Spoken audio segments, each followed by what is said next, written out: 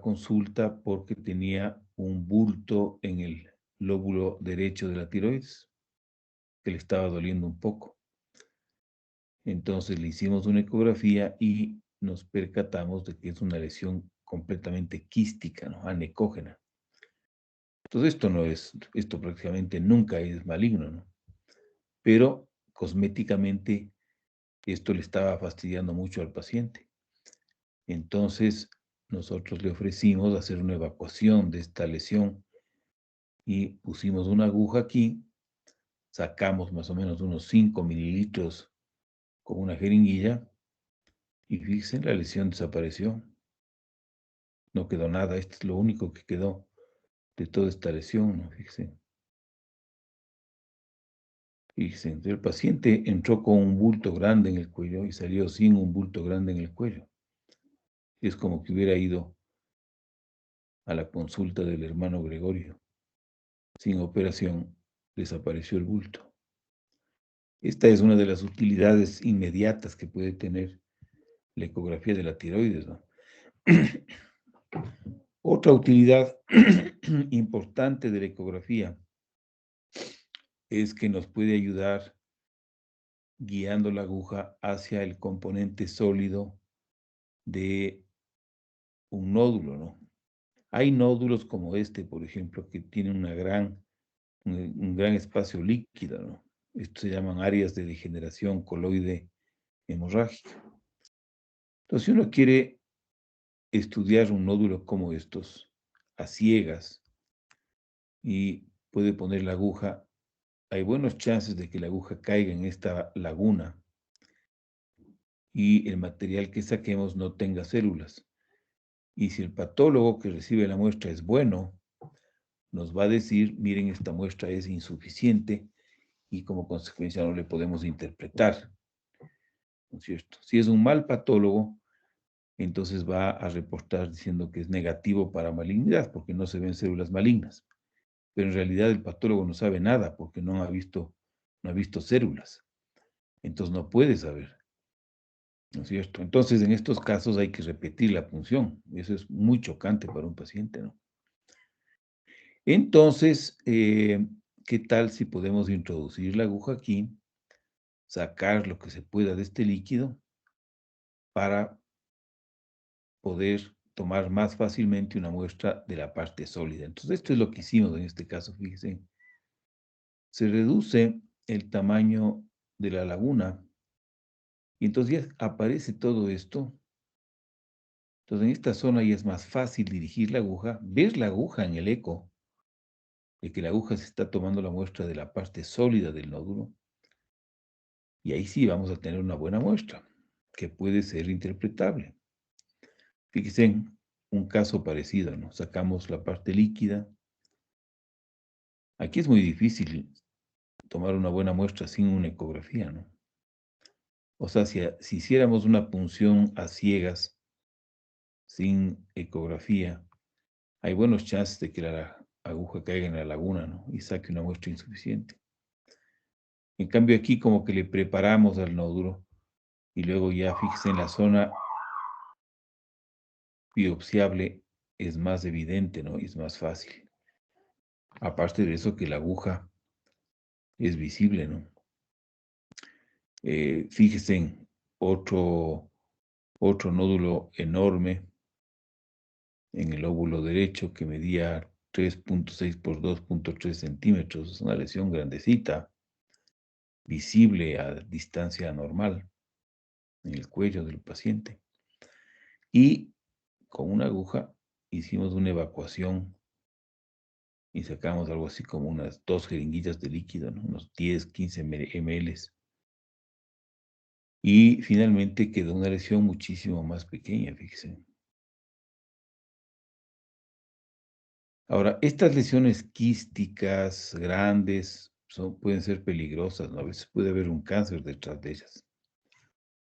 Entonces, en este caso, fíjense, quedó un nódulo y aquí la parte sólida es grande y esta es una lesión que podría ser perfectamente biopsiable, ¿no? Con una aguja podemos meter ahí dirigiendo la aguja a la parte sólida y seguro que vamos a tener un buen diagnóstico. Fíjese en las utilidades, ¿no?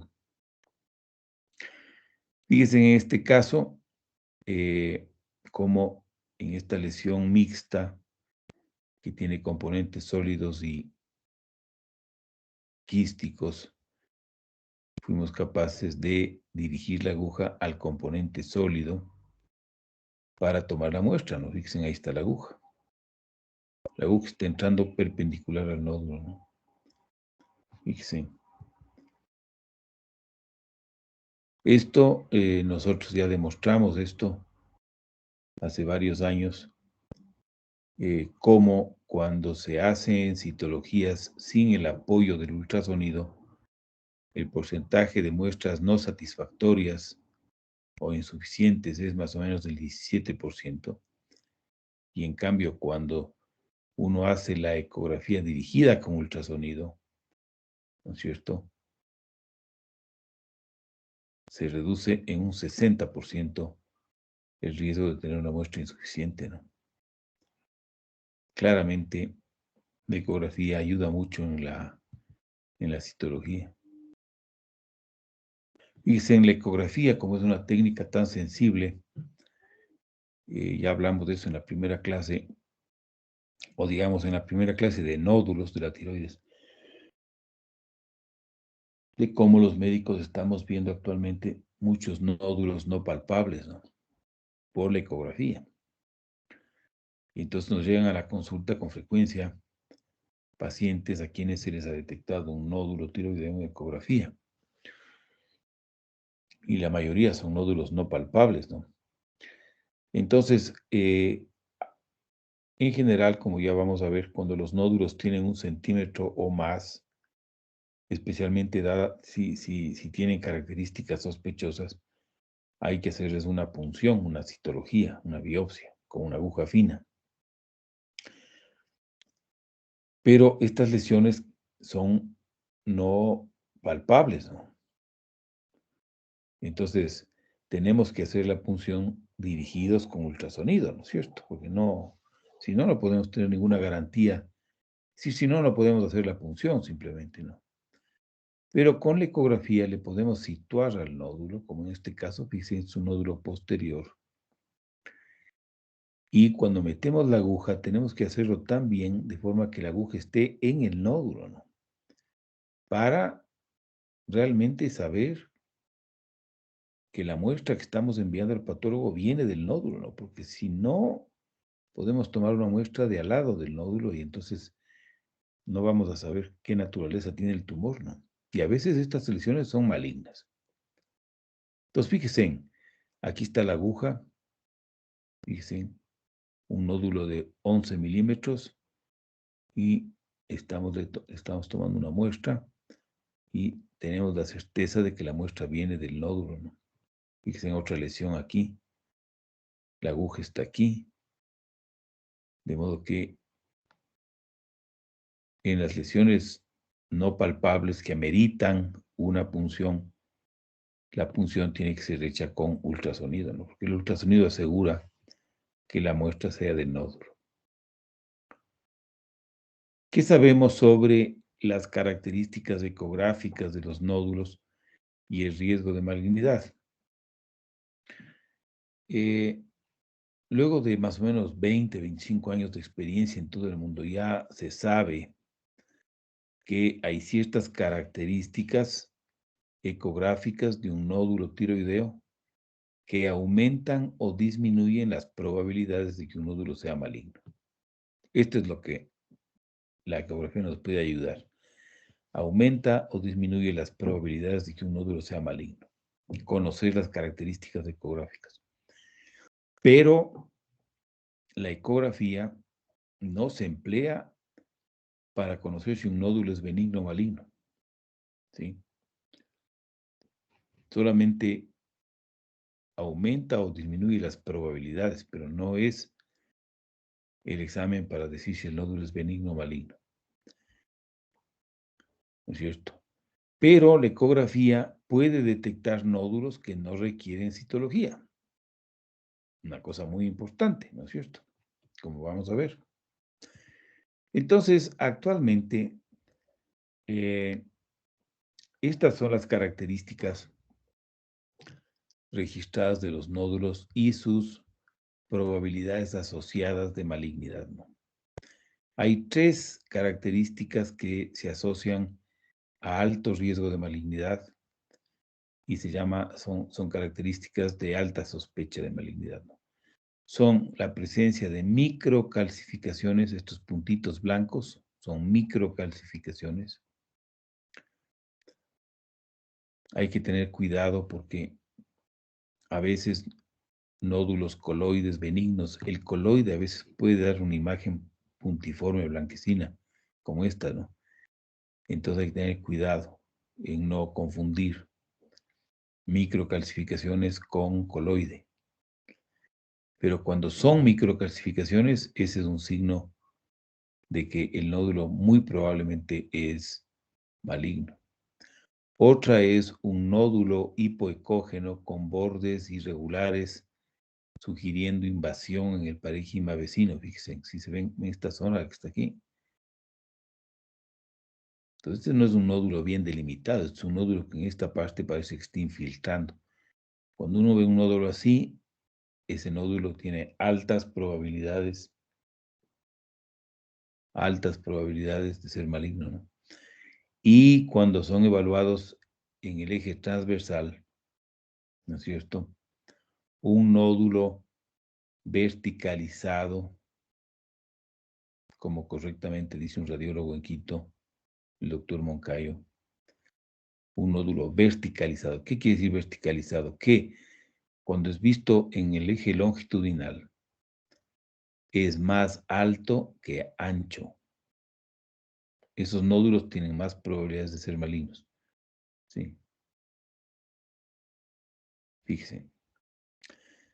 Luego tenemos un segundo grupo de nódulos, que son nódulos hipoecógenos y muy bien delimitados. Fíjense, esto son unas bolitas perfectas que inclusive tienen lo que se llama un halo hipoecógeno que les delimita, ¿no? Son hipoecógenas, pero son de bordes bien definidos, bien delimitados, regulares, ¿no es cierto? Estas lesiones, en cambio, tienen un riesgo de malignidad mucho más bajo, más o menos del 10 al 20%. En esta categoría caen muchos nódulos. Entonces, fíjense, con un riesgo del 20% no le podemos operar al paciente, ¿no? Porque el 80% de pacientes con estos nódulos tienen nódulos benignos. Entonces, claramente no sirven, ¿no? Luego hay otras apariencias que no modifican mayormente el riesgo de malignidad. Por ejemplo, fíjese en un nódulo hiperecógeno, se ve de vez en cuando el parénquima es de una ecogenicidad mayor a la del tejido. Estos nódulos rara vez son malignos, ¿no? Un nódulo isoecógeno y un nódulo quístico parcial. Fíjense, aquí hay una especie de excrescencia que sale a la luz del quiste. Esta es una lesión mixta, fundamentalmente quística. Estas lesiones, por lo general, son benignas, ¿no? El riesgo de malignidad en nódulos con estas características está en el 5 al 10%. Y luego están las lesiones que tienen muy bajas probabilidades de ser malignas. Una es el nódulo que tiene características que se dicen espongiformes. Espongiforme significa que el nódulo tiene en su interior una serie de lagunas anecógenas. Son zonas en las que seguramente hay coloide. Y cuando estas lagunas ocupan buena parte del nódulo, entonces se habla de un nódulo espongiforme, en forma de esponja o en panal de abeja. Estas lesiones tienen muy baja sospecha de malignidad, menos del 3%, ¿no es cierto? Ya vamos a ver cómo hay expertos que dicen que estos nódulos no ameritan una punción. a menos de que sean muy grandes. Y luego tenemos las lesiones quísticas puras, como las que vimos hace un segundo. Estas lesiones prácticamente nunca son malignas, ¿no es cierto? Menos del 1%. Estas lesiones nunca deberían ser biopsiadas. Fíjense, estas prácticamente nunca, y estas nunca. Entonces, esta es otra utilidad de la ecografía, ¿no? Si nuestro paciente en la ecografía tiene un nódulo espongiforme, no hace falta hacer una punción, a menos de que sea un nódulo que mida más de 3 centímetros, ¿no? Y si es una lesión quística pura, tampoco necesita una punción. Entonces, es una información clínicamente muy importante esa, ¿no? Yo les voy a enseñar ahora imágenes ecográficas de nódulos de nuestra consulta, de mi consulta. Fíjense, este es un carcinoma papilar. Fíjense, este es un nódulo hipoecógeno y que tiene, fíjense, en esta zona aquí sospechosa, ¿no? Que parece que estuviera infiltrando, casi llegando hasta la cápsula, ¿no? Esta es una lesión sospechosa. Esta lesión tiene un 70, como veíamos, 70-80% de probabilidad de ser maligna. Y efectivamente fue maligna, ¿no? Este es otro tipo de nódulo, fíjese, un nódulo hipoecógeno parecido a este, fíjese. Pero este es regular, sí, bien delimitado. Estas lesiones tienen algo así como, decíamos que tienen 10 a 20% de probabilidades de malignidad. Y este resultó ser un nódulo coloide benigno, ¿no? Fíjese en esta lesión fea, ¿no? Hipoecógena, con áreas mal delimitadas que parece que invaden el tejido vecino, fíjense por aquí. Si no es un nódulo con bordes lisos, bien circunscritos, ¿no? Esto es una lesión de bordes irregulares. Esta es una lesión que tiene un 70-90% de probabilidad de ser maligna. Y efectivamente resultó ser un cáncer papilar, ¿no? Estas son lesiones benignas, fíjense, quistes. Quistes. Chiquitos, ¿no? 6-8 milímetros, ¿no? Esta es una lesión esponjosa, fíjense, típica. Este es un nódulo grande de unos 2.4 centímetros, pero lleno de estas cavidades anecógenas, probablemente llenas de líquido o coloide. ¿Sí? Este es un típico nódulo esponjoso. Estas lesiones prácticamente nunca son malignas, ¿no? Y estas son imágenes de microcalcificaciones de tumores que hemos visto nosotros. Fíjense, esta es una lesión hipoecógena con estos puntos blancos feos. Estas microcalcificaciones elevan el riesgo de malignidad al cerca del 80-90%, ¿no? Fíjense en otro nódulo de 1.8 por 1.3 con estas microcalcificaciones, ¿no?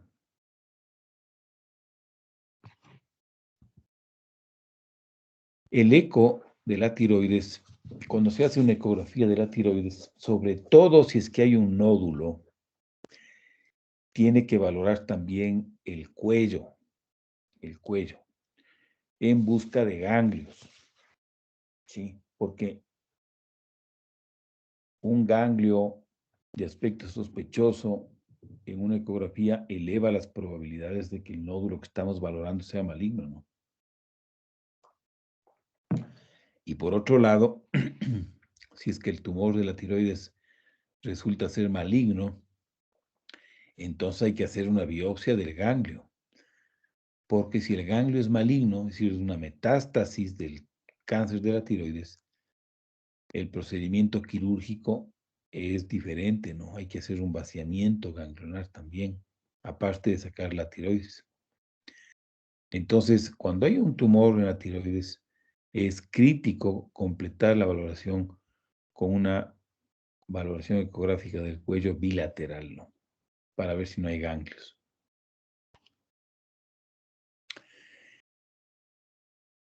Y finalmente tenemos la citología por aspiración como aguja fina. Como vamos a ver, es el procedimiento de elección para la evaluación de estos nódulos, ¿no? Fíjense, en la ecografía, la citología se ha hecho tradicionalmente así, ¿no? El paciente en decúbito supino, con el cuello medio extendido, con una mano le delimitamos al nódulo y con la otra le puncionamos, fíjense, de forma perpendicular. Esta es una forma de hacer la punción, ¿no es cierto? Actualmente, eh, cuando se hace el procedimiento guiado por ultrasonido, ¿no es cierto?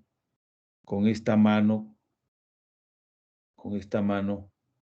le mantenemos al transducer mientras vemos en la pantalla, ¿no es cierto?, donde esté el nódulo, y con esta mano guiamos la jeringuilla viendo la pantalla, ¿no? Entonces, así se hace una ecografía, una punción guiada por ultrasonido. Y el patólogo, usualmente se sacan placas que se fijan en alcohol para hacer hematoxilina eosina, y también se le seca al aire a algunas placas para hacer un GIEMSA.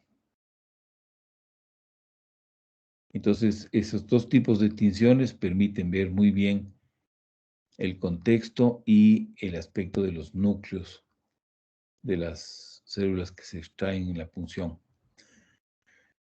Entonces, fíjense, lo que el patólogo ve son células, por eso esta es una citología, ¿no es cierto? No se extrae tejido, es una citología. Y cuando se ven pocas células foliculares, ¿no es cierto?, con bastante coloide, que es esta parte morada que está aquí, los núcleos de las células son todos parecidos, ¿no es cierto? No son... Hay células, ¿no es cierto? El patólogo tiene que asegurarse de que haya suficientes células para poder interpretar el material. Entonces, esta citología, por ejemplo, tiene características de ser un nódulo benigno con coloide, ¿no? A mayor aumento, fíjense, estas son células foliculares de aspecto benigno, todos los núcleos son más o menos del mismo tamaño, no hay anisocariosis, ¿no es cierto?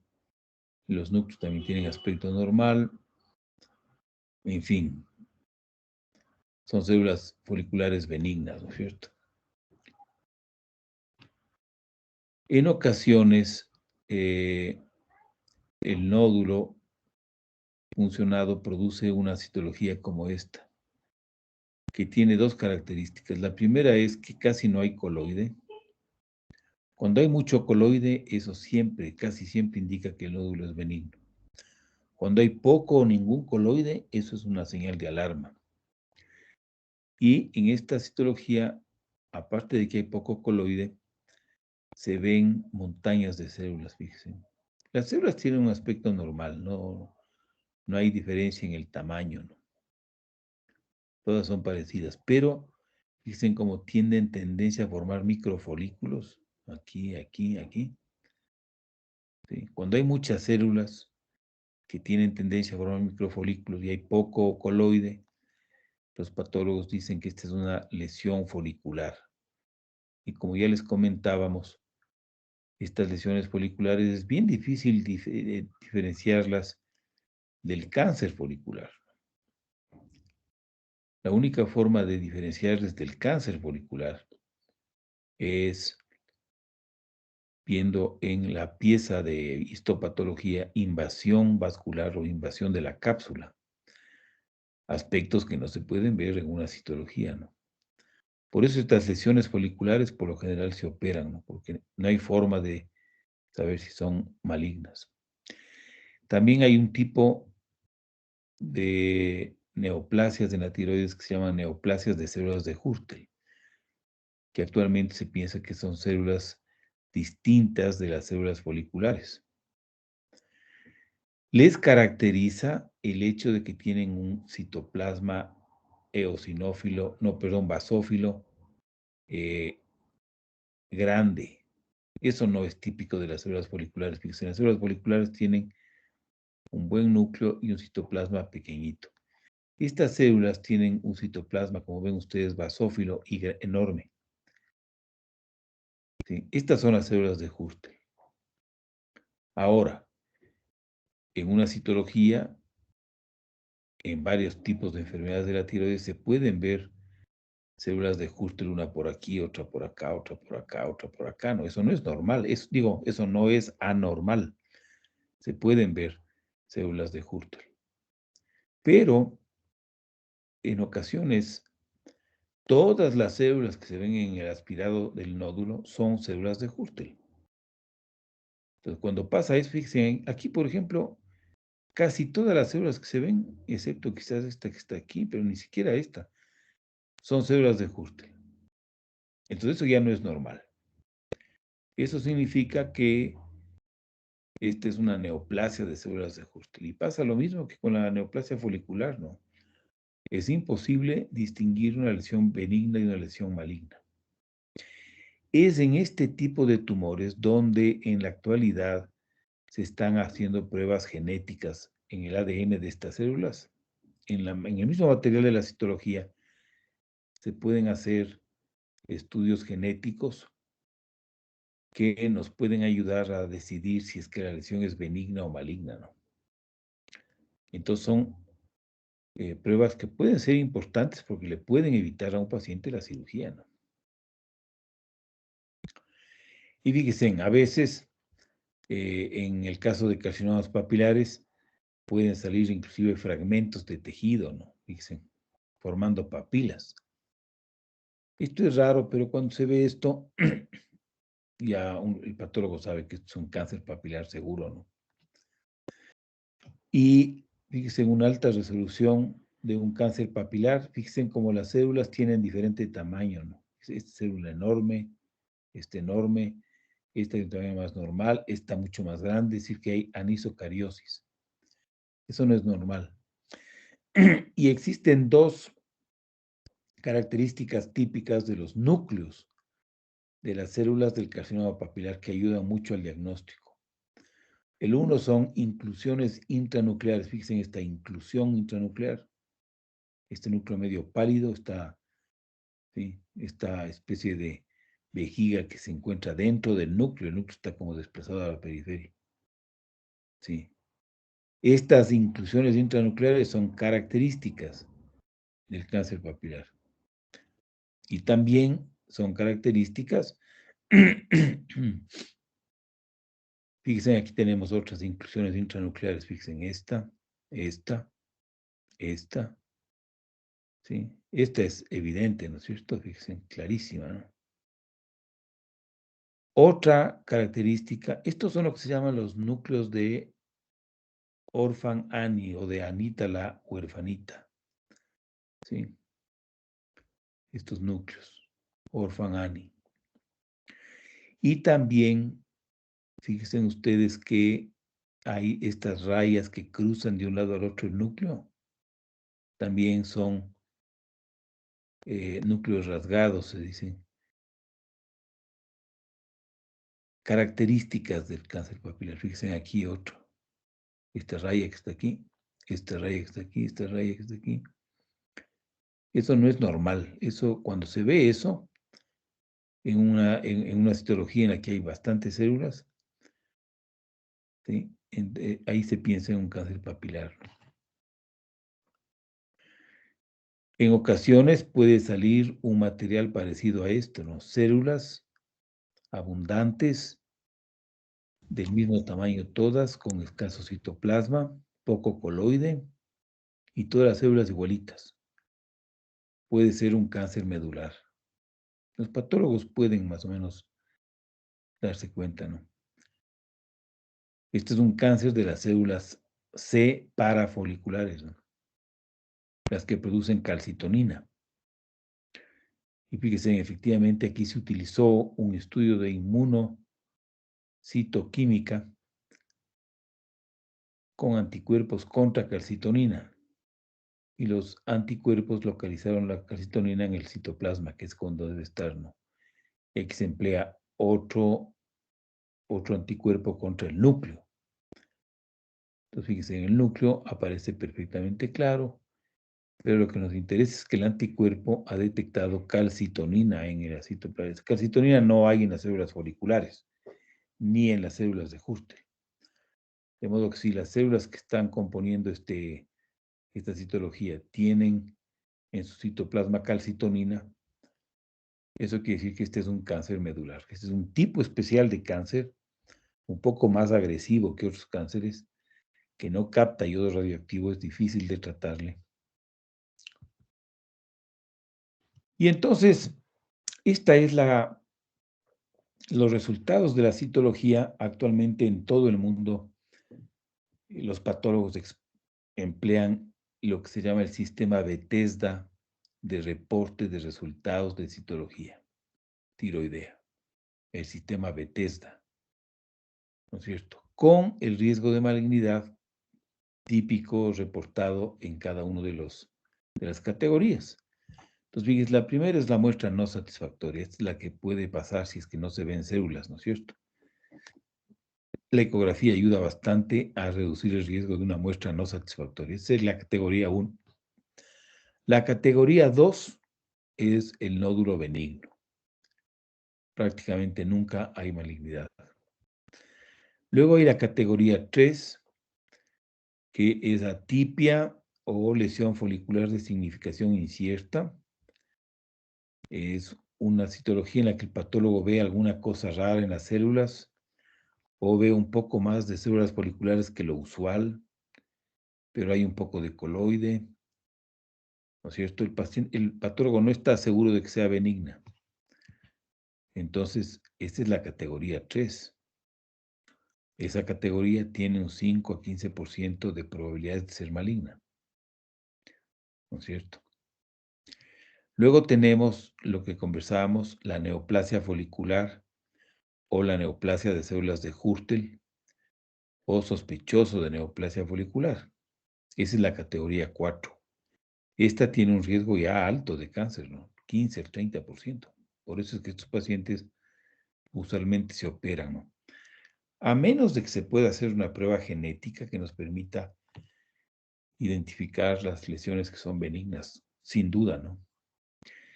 Luego está la categoría 5, que es sospechoso de malignidad, alto riesgo de malignidad por lo general. Son células que tienen algunos aspectos del cáncer papilar, pero que faltan otros. Y la categoría 6 es la categoría maligna, ¿no? Todos los pacientes operados con categoría 6 por lo general son malignos.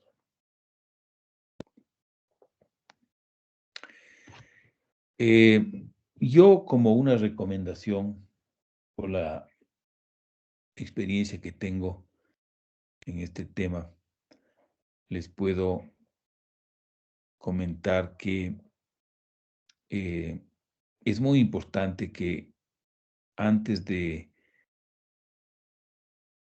recomendarle a un paciente que se opere,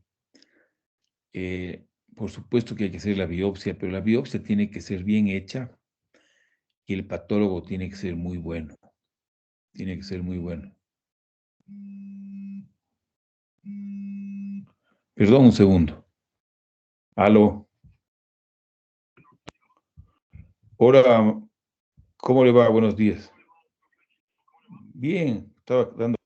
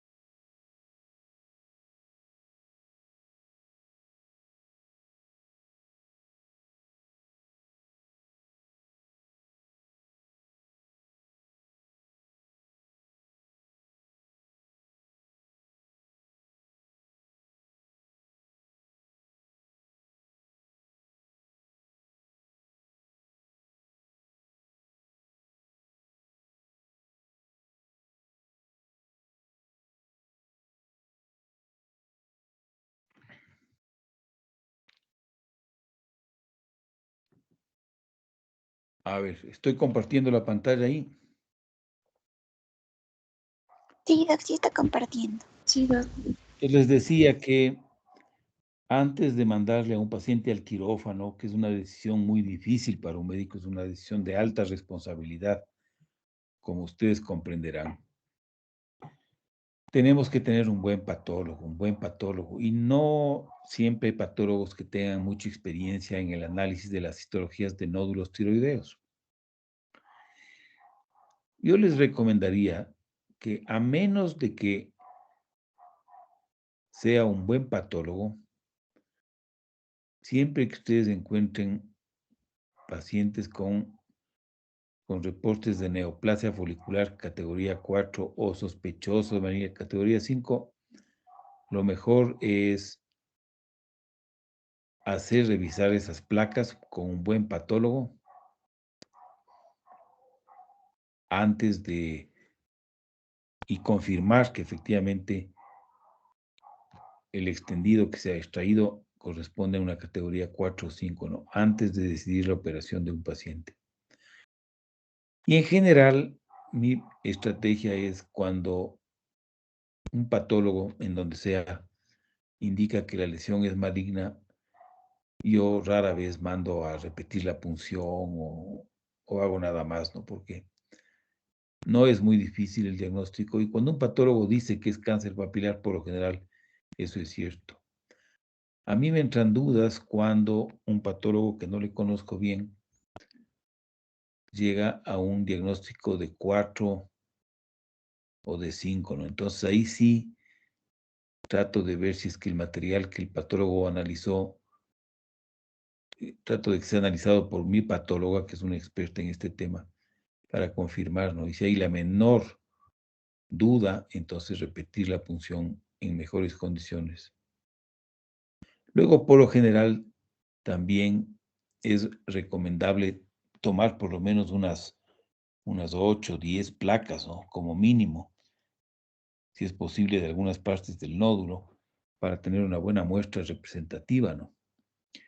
Aquí no es raro, van a ver ustedes, de vez en cuando encuentran con que les mandan a los quirófanos al paciente al que le han diagnosticado de algún tumor y le han sacado solamente 2 placas, ¿no?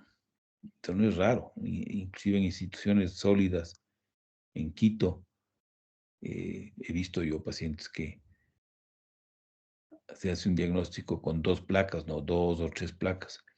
Entonces, siempre que haya dudas de la calidad técnica de la citología, no duden en repetir o hacer reevaluar una segunda opinión de las placas con un buen patólogo, una buena patóloga, antes de tomar la decisión de operar, ¿no? Este es un excelente resumen de lo que la Asociación Americana de Tiroides recomienda para el manejo de los nódulos de la tiroides. Y estas recomendaciones ya incluyen, ¿no es cierto?, todo lo que hemos hablado en esta clase, ¿no? Entonces, fíjense, lo primero es que hay un nódulo tiroideo que tiene que ser evaluado. Lo segundo que tenemos que hacer es medir una TSH. Si la TSH está suprimida, entonces ya todo esto no cuenta. Si la TSH está suprimida, entonces nosotros podemos comenzar a pensar en que se trata de un nódulo, de un adenoma tóxico, un nódulo hiperfuncionante solitario, ¿no es cierto?, que tendrá, no hace falta hacerle punción y que tiene un tratamiento específico. Pero si la TSH está normal o aumentada, entonces el próximo paso, fíjense, es una ecografía tiroidea y cervical. Fíjense. ¿Sí? Y entonces, si le hacemos o no le hacemos la citología por aspiración con aguja fina a ese paciente, depende de los hallazgos de la ecografía. Por ejemplo, con frecuencia en la ecografía, lo que parecía ser un nódulo, no hay tal, no hay nódulo. ¿Sí? No hay nódulo, o el nódulo no tiene el tamaño para hacer una citología por aspiración con aguja fina, que es menos de 1 centímetro. O sea, más de 1 centímetro ya amerita una citología, ¿no es cierto? Pero con frecuencia no se encuentra nada en la ecografía. Eso se puede ver en la tiroiditis de Hashimoto, por ejemplo. Uno puede palpar una tiroides medio lobulada, creer que es un nódulo, y en la ecografía no se ve nada. O el nódulo tiene menos de 1 centímetro. En ese caso no se necesita citología. ¿No es cierto? Y aquí procedemos con el resultado de la punción, ¿no es cierto? Si el nódulo es benigno, entonces, digamos, si hay un patrón de benignidad en la ecografía, no necesitamos hacer una punción.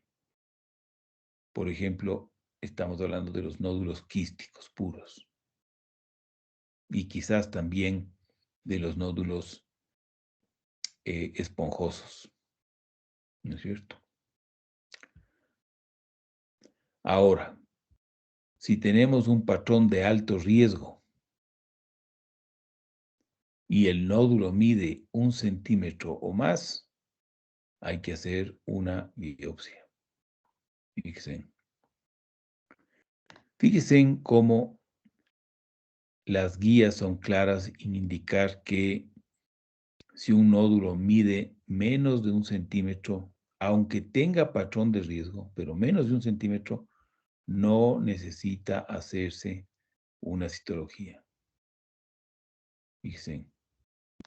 Ayer nomás veía una paciente que me traía un informe hecho en el Hospital de los Valles, en el que la radióloga encontró un nódulo de 7 milímetros y a ella le pareció que habían ciertos datos de sospecha y recomendó una citología.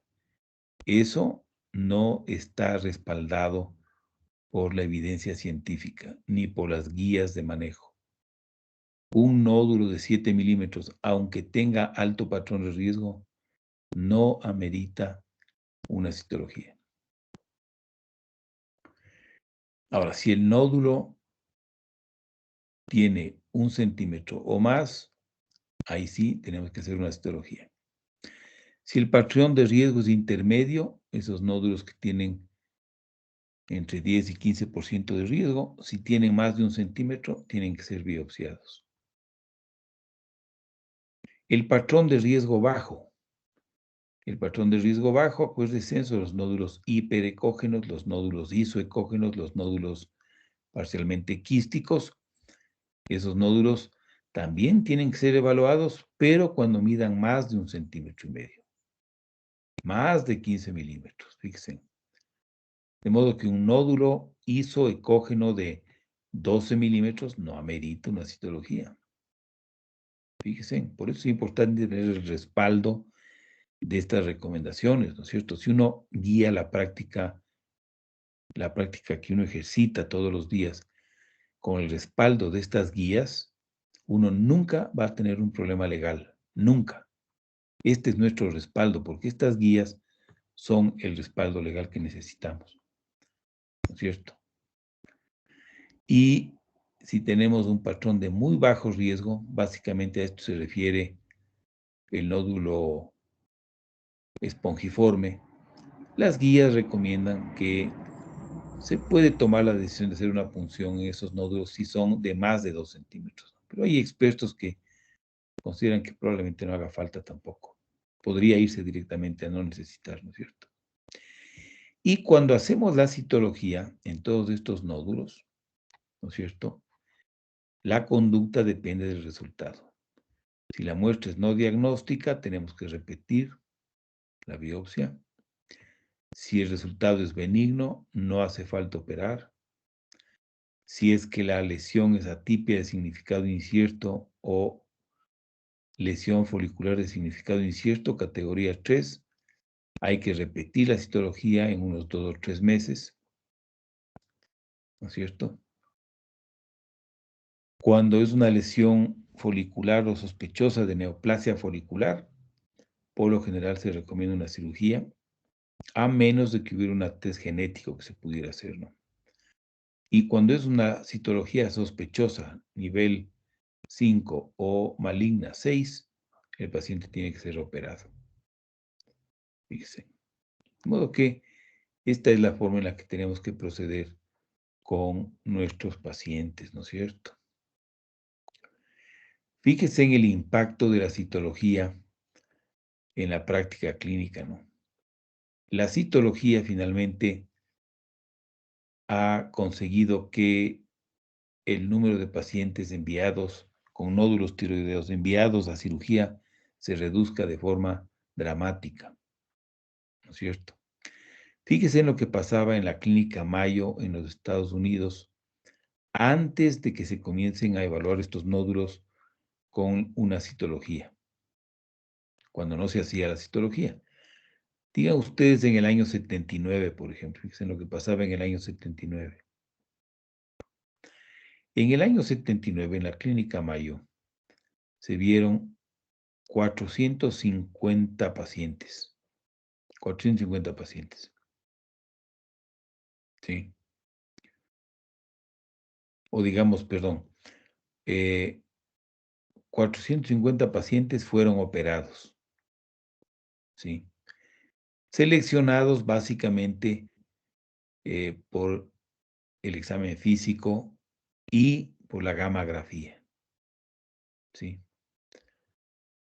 Y de estos 450, solamente el 20%, que es esta raya que está aquí, solamente el 20%, o sea, 100 de 450, tuvo cáncer. O sea, todos estos pacientes fueron operados innecesariamente, porque la gammagrafía y la exploración física no son buenos discriminadores de malignidad, ¿no? ¿Qué pasó cuando los pacientes fueron valorados con una citología, con aguja fina, FNA? Fíjense, el número de pacientes operados bajó, hasta que ya en el año 90 se operaron la mitad de pacientes que una década antes. Fíjense, o sea, se redujo el número de pacientes operados, primero. Y segundo, fíjense, en el año 90 ya prácticamente la mitad de los pacientes operados tuvo cáncer.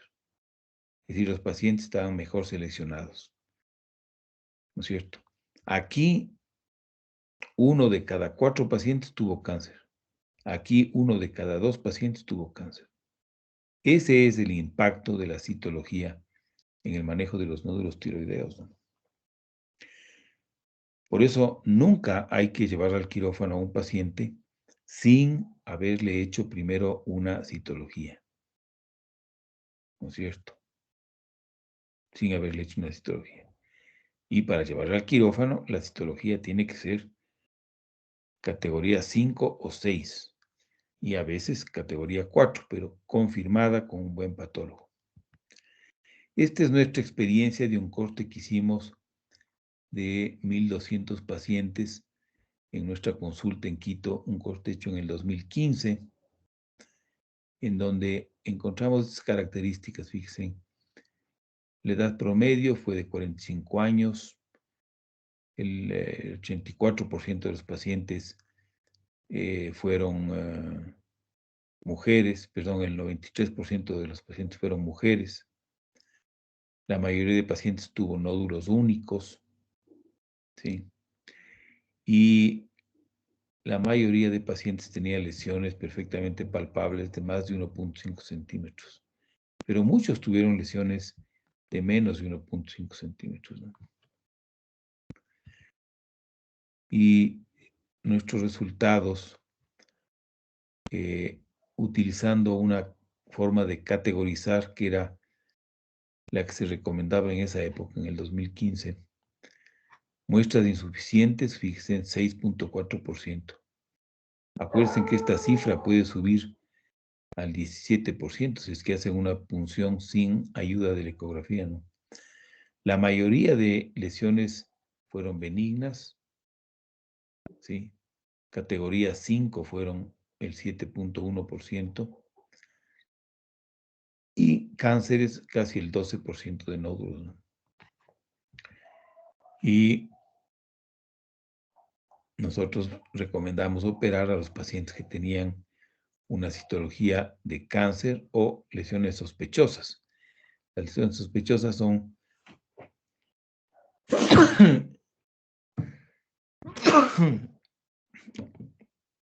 en el sistema de Bethesda los niveles 4 y 5, ¿no? Fíjense, en el 95% de los pacientes que tuvieron cáncer tuvieron efectivamente cáncer. Esto es interesante, fíjense. El 39% prácticamente de los pacientes que tuvieron una lesión sospechosa, o sea, nivel 4 o 5, tuvieron cáncer, o sea que fue correcto operarles. Y en algunos casos de tumores benignos también hubo cáncer. Pero fíjense, en nuestras manos, para este año, con más o menos 1.200 pacientes, la tasa de cáncer en pacientes operados fue del 71%. O sea, en otras palabras, de cada 3 pacientes que hemos mandado al quirófano, 2 pacientes tuvieron cáncer efectivamente y fueron bien operados. Y tan solo uno pudo no haberse operado. Entonces, fíjense, este es un resultado excelente, ¿no? Que indica que la citología guiada con ultrasonido es correcta, ¿no?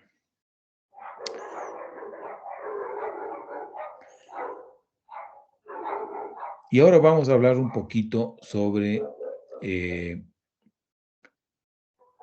las lesiones no palpables, que son tan frecuentes. Fíjense, en una serie que publicamos nosotros hace años, encontramos con que no palpables es el grupo celeste y palpables es el grupo morado, ¿no? Entre 26 y 55 años de edad, casi un 40% de los nódulos detectados era no palpable. Y en personas que tienen más de 55 años, la mitad de los nódulos palpables, de los nódulos eran no palpables, detectados por ecografía, ¿no? Estos fueron detectados por ecografía. Fíjense, esto es en una práctica clínica, ¿no? Pero ya hemos visto al comienzo una diapositiva en la que inclusive el porcentaje de nódulos no palpables pasados los 55 años de edad es inclusive mucho mayor, ¿no? Entonces, estos nódulos no palpables son bastante frecuentes. Y las recomendaciones para el manejo de estos nódulos que tienen menos de 1 centímetro son estas. No se recomienda realizar una citología en todos los nódulos con un diámetro de menos de 1 centímetro de tamaño, aunque tengan características sospechosas. ¿Cuándo sí deberíamos hacer una punción en un nódulo que tiene menos de 1 centímetro? Cuando hay presencia de uno o más ganglios sospechosos por ecografía en el compartimento central o lateral del cuello. Fíjense en la importancia de la ecografía. Ahí sí hay que hacer una punción de un nódulo, porque este nódulo, este ganglio podría ser una metástasis de este nódulo, ¿no? Y también hay expertos que han señalado que cuando hay historia familiar en primer grado, también deberíamos pensar en hacer una punción, cuando ha habido exposición a radiación, cuando ha habido una hemitiroidectomía previa por cáncer de tiroides, esto es obvio, ¿no es cierto? En fin, pero este es el mensaje que ustedes tienen que tener claro, ¿no? Si tienen un nódulo de menos de 1 centímetro, ¿no es cierto?, con características sospechosas, ¿no es cierto?, la información de la ecografía del cuello es esencial para ver qué hacemos. Si no hay ganglios en el cuello, entonces no hace falta hacer una punción. Actualmente no se recomienda el tratamiento supresivo con levotiroxina en los nódulos tiroideos benignos en áreas sin deficiencia de yodo, ¿sí? Porque la evidencia ha demostrado que muy pocos pacientes responden al tratamiento con terapia supresiva, ¿no? De modo que Actualmente estos nódulos ya no se tratan con levotiroxina, ¿no es cierto? No se tratan con levotiroxina. Hay que repetir la ecografía si es que el nódulo tiene características de alto riesgo al año, si es que el nódulo es de riesgo bajo o intermedio, y lógicamente la biopsia ha resultado benigna, ¿no es cierto? Nódulos de riesgo bajo, intermedio ecográficamente al año de los 2 años, nódulos de muy bajo riesgo, quizá de los 2 años o más. Y también se debería repetir la citología si es que se debe repetir la citología si es que el nódulo está creciendo, ¿no?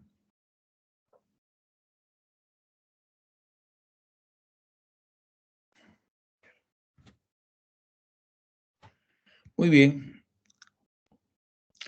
Vamos a pasar ahora al cáncer de tiroides antes de concluir esta clase. El cáncer de tiroides es un cáncer bastante frecuente y la frecuencia en todo el mundo está aumentando. Está aumentando principalmente porque estamos haciendo más ecografías y estamos detectando lesiones pequeñas con más frecuencia, ¿no es cierto? No parece que haya una crisis de mayor riesgo de cáncer per se, sino que la prevalencia está aumentando porque se les detecta con más frecuencia por el ultrasonido.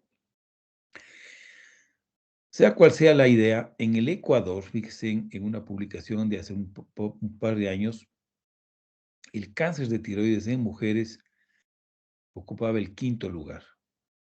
En hombres es mucho menos frecuente, pero en mujeres es el cáncer número 5. El primero es el melanoma, el segundo es el cáncer de mama. Fíjense en la importancia de hacer la mamografía periódicamente en mujeres de más de 50 años.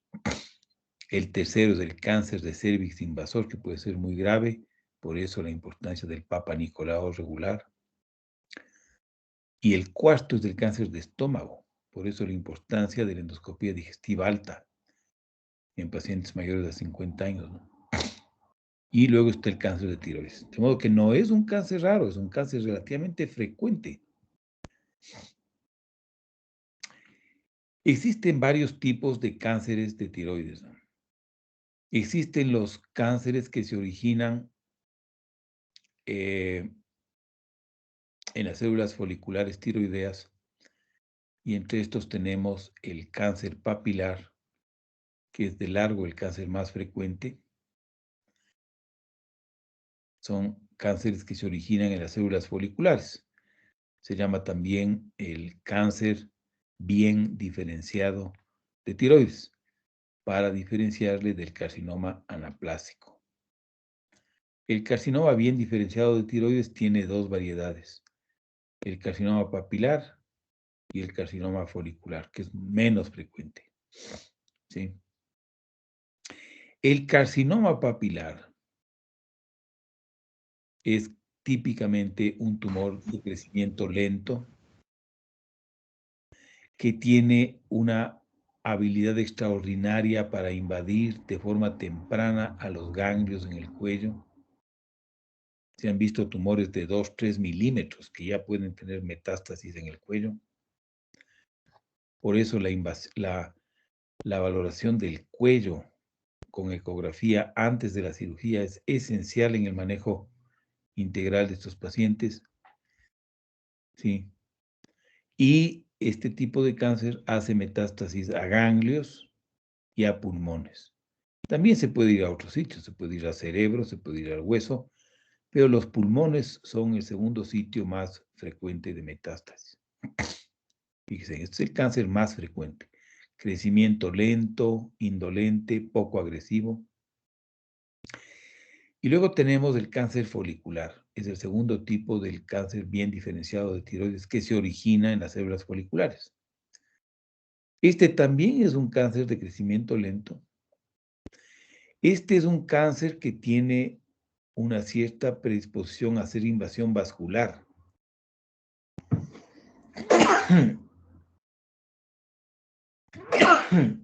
Más que linfática.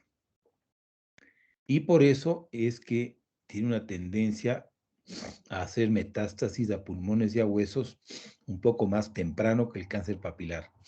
Y por eso el cáncer papilar, el cáncer folicular tiene un pronóstico un poquito más malo que el carcinoma papilar, por esta tendencia a la invasión vascular. Y parece ser que ambos cánceres, cuando las células sufren ya muchas mutaciones que le hacen al cáncer cada vez más agresivo, más indiferenciado, se puede convertir en un carcinoma anaplásico. El carcinoma anaplásico es un carcinoma de crecimiento rápido. Hemos visto pacientes que luego de la cirugía tienen otra vez un bulto visible en el cuello en cuestión de 2-3 meses. Es decir, un crecimiento invasivo rápido, invasión local agresiva, metástasis generalizadas tempranas, es un cáncer mortal. El pronóstico de vida del carcinoma anaplásico, la mayoría de pacientes están muertos a los 6 meses, ¿no? Es uno de los cánceres más agresivos que se conocen en los seres humanos, este cáncer. El cáncer de tiroides puede originarse también en las células parafoliculares o células C, que son unas células que son de estirpe nerviosa y que producen calcitonina.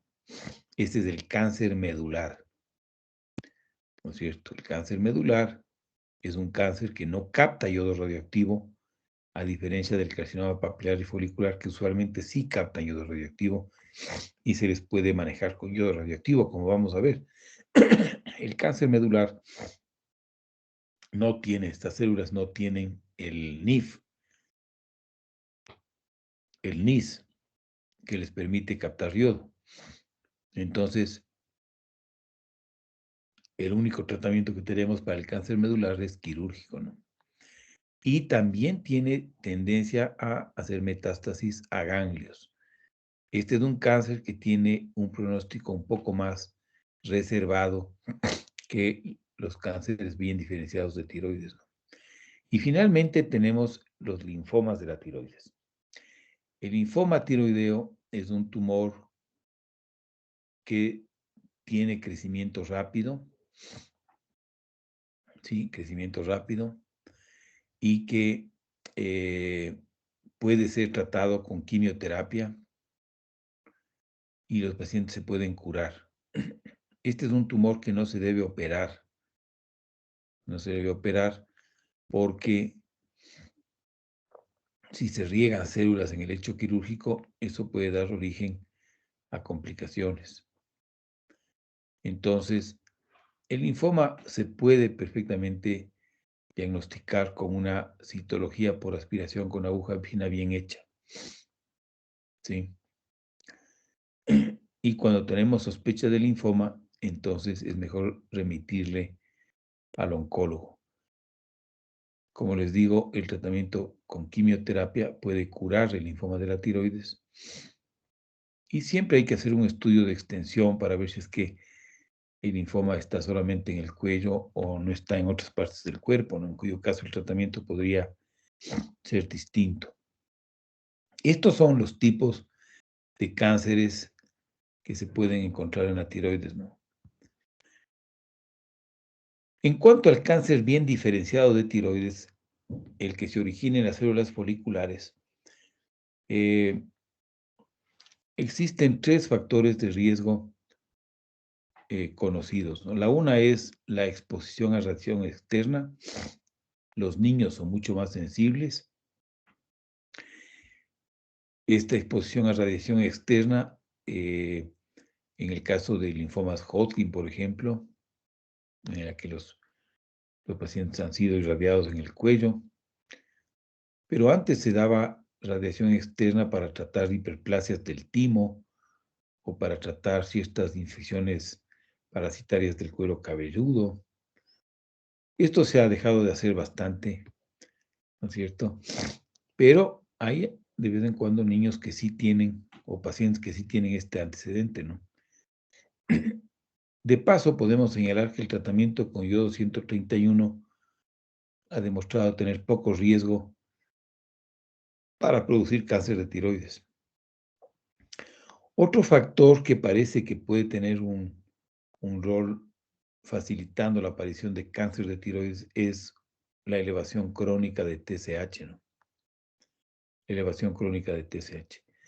Se ha visto que los nódulos tiroideos que ocurren en pacientes que tienen la TSH elevada tienen más riesgo de ser nódulos malignos, fíjense, sugiriendo una asociación entre los dos hechos, ¿no? Y en vista de esto, como vamos a ver, parte del tratamiento farmacológico del cáncer de tiroides es darle al paciente una dosis que le mantenga la TSH suprimida, ¿no? El cáncer de tiroides, como todos los cánceres, es una enfermedad genética. Es una enfermedad genética que resulta de la activación de oncogenes o de la supresión de genes supresores de tumores, ¿no? En el caso de oncogenes, ¿no es cierto?, la activación de un solo alelo puede producir cáncer de tiroides. En el caso de genes supresores de tumores, ambos alelos tienen que sufrir una mutación que inactiva a la proteína para que se produzca el cáncer de tiroides. El cáncer de tiroides se clasifica en estadios que pretenden asociarse con mortalidad, ¿no? Este es un sistema, el famoso sistema TNM, es decir, tamaño del tumor, presencia de ganglios y metástasis, TNM, ¿no es cierto? Y entonces la mortalidad aumenta de forma significativa conforme el paciente cae en categorías más altas, ¿no? Entonces, de un análisis de este TNM podemos nosotros deducir cuáles son los factores pronósticos más importantes en el cáncer de tiroides, en el cáncer bien diferenciado de tiroides. Un factor crítico es la edad. Pacientes que tienen menos de 45 años de edad tienen un excelente pronóstico, aunque tengan metástasis, fíjense. Aunque tengan metástasis. Un paciente con menos de 45 años de edad que tenga metástasis es un estadio 2. En pacientes jóvenes no hay estadios más avanzados, fíjense. Tan importante es la edad en el pronóstico. Este es el riesgo, esta tabla TNM valora el riesgo de mortalidad por cáncer de tiroides. Y la mayoría de pacientes están localizados en esta categoría, de modo que es muy raro que un paciente con cáncer de tiroides se muera, ¿no? En cambio, en pacientes que tienen más de 45 años de edad, el tamaño del tumor juega un papel importante. Por ejemplo, fíjense, un tumor de más de 4 centímetros ya es un tumor estadio 3, que ya tiene un impacto en la mortalidad, ¿no es cierto? Un tumor que tiene ganglios, ¿sí?, es de entrada ya un estadio 3, ¿sí? N1A significa ganglios en el compartimento central. Un paciente que tiene ganglios en el compartimento lateral del cuello, fíjense, salta del estadio 3 al estadio 4, ¿sí?, aunque tenga un tumor del mismo tamaño. Si los ganglios están en el compartimento lateral, el estadio es 4. Y si el paciente tiene metástasis en el pulmón, por ejemplo, ese paciente tiene ya un estadio 4. ¿Sí? Fíjense la importancia de un tumor invasivo en el cuello, ¿no? Un tumor de la tiroides que invade los tejidos vecinos es ya un estadio 4B, ¿no? Tenga o no tenga metástasis o ganglios. Entonces, fíjense, estos son los factores pronósticos claves, ¿no? La edad, el tamaño del tumor, si el tumor infiltra los tejidos vecinos, la presencia de ganglios y obviamente la presencia de metástasis. Entonces, el sistema TNM nos permite predecir la mortalidad de estos pacientes, ¿no? Fíjense en la mortalidad del estadio 1 y 2. Fíjense, en el estadio 1 y 2 prácticamente no se diferencian de la mortalidad en personas que no tienen cáncer de tiroides. Fíjense, así de benigno es finalmente este cáncer, ¿no? En estadio 1 y 2. El estadio 3, fíjense, ya tiene a los 5 años un 10% de mortalidad, un 9% más de mortalidad que los pacientes que tienen categoría 1 o 2. Estadio 1 o 2, ¿no es cierto? El estadio 3. Y el estadio 4, fíjese, ya es un paciente que tiene alto riesgo de fallecer a los 5 años. Casi un 50% de pacientes con estadio 4 han muerto a los 5 años. Fíjense, en estadio 4 es todos estos, ¿no? Metástasis a pulmones o un tumor grande invasivo, ¿no? A tejidos vecinos. Un paciente con estas características es un paciente que se sabe que va a ir muy mal, ¿no? Entonces, en estos pacientes es cuando uno toma todas las medidas necesarias para tratarles a fondo, ¿no? ¿Y cuáles son los tratamientos que tenemos? Tenemos la cirugía, que debe ser una tiroidectomía casi total o total, ¿sí? Actualmente se está revisando en pacientes que tienen un cáncer de tiroides de menos de 1 centímetro, se les puede observar sin cirugía, ¿no es cierto? Porque el pronóstico es muy bueno. El segundo elemento del tratamiento del cáncer de tiroides es la terapia supresiva con levotiroxina, ¿sí? Y esto también depende del riesgo de que el paciente haga una recurrencia. En pacientes que parece que están curados o tienen bajo riesgo de recurrencia, la supresión no tiene por qué ser muy potente, ¿no? Basta con tenerle por debajo de 0,5. Pero si el paciente tiene alto riesgo de recurrencia o tiene metástasis, ¿no es cierto? O fue estadio 4, la TSH tiene que estar completamente suprimida. Un tercer elemento del tratamiento del cáncer de tiroides es la terapia con el yodo radioactivo. Estos tumores con frecuencia captan yodo radioactivo. Las metástasis también captan yodo radioactivo y pueden ser tratados con yodo radioactivo, ¿no? Típicamente, este tratamiento se reserva para pacientes que tienen un estadio 2 o más, ¿no es cierto? 2 o más. Existen dosis ablativas en pacientes de bajo riesgo que tienen el propósito de destruir cualquier tejido tiroideo normal que hubiera quedado luego de la cirugía, ¿no es cierto? Para que la tiroglobulina, que es nuestro marcador tumoral, sea sensible, ¿no es cierto? Pero en caso en el que en la cirugía se hayan encontrado ganglios, ¿no es cierto? O que el cirujano piense que no se pudo sacar todo el tumor, entonces ahí hay que utilizar dosis terapéuticas, es decir, dosis de entre 100 y 150 milicurios.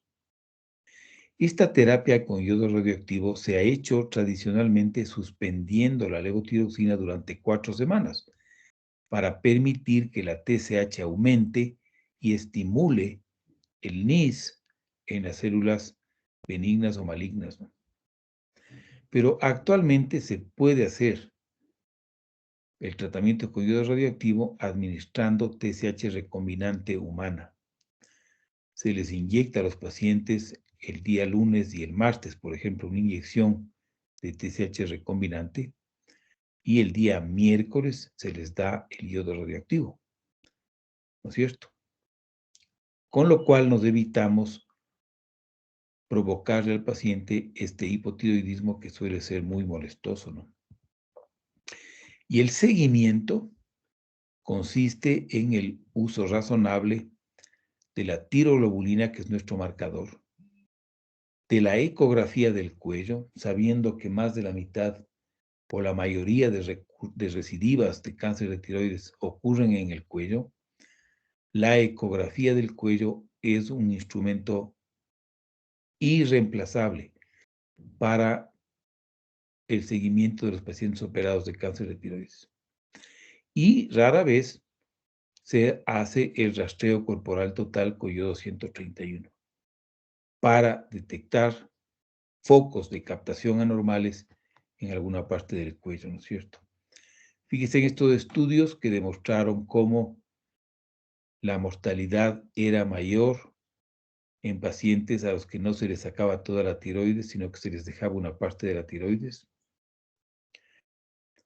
Cómo la mortalidad era mayor en pacientes que no recibieron tratamiento con iodo radioactivo. Fíjense. Y finalmente tenemos el cáncer medular de tiroides. El cáncer medular de tiroides que se origina en la célula C de la tiroides, ¿no es cierto? Puede ser esporádico o puede ser familiar. Cuando es familiar, forma parte de la neoplasia endocrina múltiple de tipo 2, que es el resultado de una mutación en el gen RET. Esto hemos visto ya al comienzo de este curso de endocrinología. El MEN2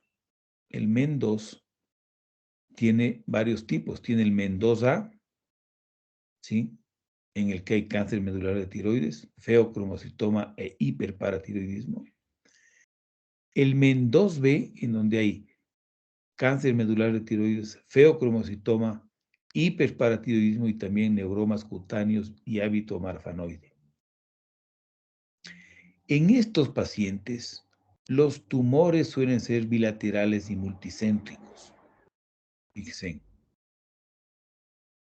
bilaterales y multicéntricos. ¿Sí? Mientras que en el cáncer medular esporádico los tumores son por lo general únicos, ¿no es cierto? Y esto es interesante, fíjense, hay pacientes que tienen MEN2 y que lo único que tienen es cáncer medular de tiroides familiar. ¿Sí? De modo que estos pacientes son difíciles de distinguir de los que tienen cáncer medular esporádico. No todos los pacientes con MEN2 que solamente van a tener cáncer medular de tiroides, ¿no es cierto?, tienen familiares con historia de cáncer medular. Porque cuando hay historia familiar, pues uno ya sabe, ¿no es cierto?, que es un cáncer familiar medular, ¿no es cierto? Pero en un paciente que por primera vez se le detecta un cáncer medular esporádico, es muy difícil saber si este paciente tiene un MEN2 o es realmente un cáncer medular esporádico. Por eso, en la actualidad, se recomienda hacer un estudio genético del gen RET para detectar mutaciones a todo paciente con cáncer medular de tiroides, ¿no? A todo paciente con cáncer medular de tiroides. Si el paciente tiene una mutación RET, entonces esa información es importante porque toda la descendencia de ese paciente tiene que hacerse el gen RET.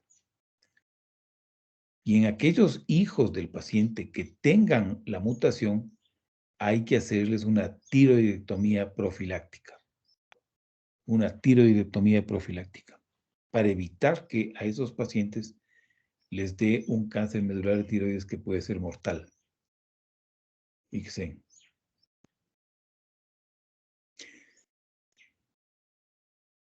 ¿No es cierto? Este cáncer medular de tiroides se detecta porque produce calcitonina. Hay algunas guías europeas, por ejemplo, que recomiendan medir calcitonina en todo paciente que tiene un nódulo de la tiroides, con el propósito de saber cuál es un cáncer medular de tiroides. Y una vez que el paciente ha sido operado, aquí la cirugía tiene que ser severa. Aquí hay que sacar toda la tiroides, ¿no es cierto? Toda la tiroides. Y la evaluación del cuello tiene que ser exhaustiva para no dejar un solo ganglio, ¿no es cierto? Porque estos pacientes se pueden curar si es que la primera cirugía es completa. En cuanto un paciente comienza a demostrar que tiene la calcitonina elevada, es un paciente que está en problemas y muy difícilmente se va a curar, ¿no?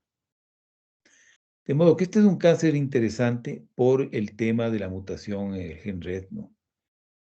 Todo paciente con cáncer medular de tiroides tiene que ser valorado por una mutación en RET. Y si el paciente sale positivo, todos sus familiares, toda su descendencia y sus hermanos, por supuesto, tienen que ser valorados con el gen RET, ¿no? Porque estos pacientes tienen el MEN2, ¿no? Un paciente diagnosticado de MEN2, digamos, un paciente con cáncer medular de tiroides, que tiene un RET positivo. A ese paciente le operamos de la tiroides, le sacamos el nódulo, le tratamos de curar del cáncer medular de tiroides. Pero como tiene el MEN2, a largo plazo tenemos que hacerle chequeos periódicos de la presión arterial y del calcio, ¿no es cierto? Si el paciente en algún momento en el futuro hace hipertensión arterial, lo más probable es que sea un feocromocitoma, un tumor de la médula suprarrenal. Y si hace hipercalcemia, lo más probable es que sea un hiperparatiroidismo, que suele ser también tumores de las paratiroides multicéntricos y bilaterales, ¿no? Porque en estos pacientes todas las células del cuerpo tienen la mutación del gen RET, ¿no es cierto? Esta es una mutación en la línea germinal, no es una mutación somática, como la que puede pasar en el cáncer medular esporádico. Muy bien, con esto acabamos nuestra clase sobre nódulo tiroideo y cáncer de tiroides. Les recomiendo vivamente que revisen nuestro libro de texto y estoy seguro que entre la clase que yo les he dado y una lectura detallada, bien hecha del libro de texto, van a tener ustedes una información bastante completa, ¿no es cierto?, sobre este tema que es tan importante. No sé si hay alguna inquietud o alguna pregunta antes de dar por concluida la clase.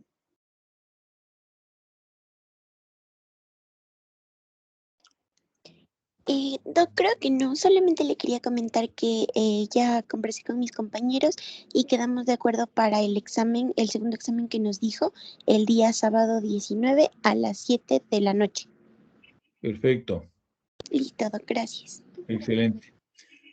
Bueno, si no hay más preguntas, entonces nos vemos el día lunes. El día lunes vamos a revisar enfermedades de las glándulas suprarrenales. Así que si hay algún interesado que quiera adelantarse y revisar el tema para que la clase le resulte más comprensible.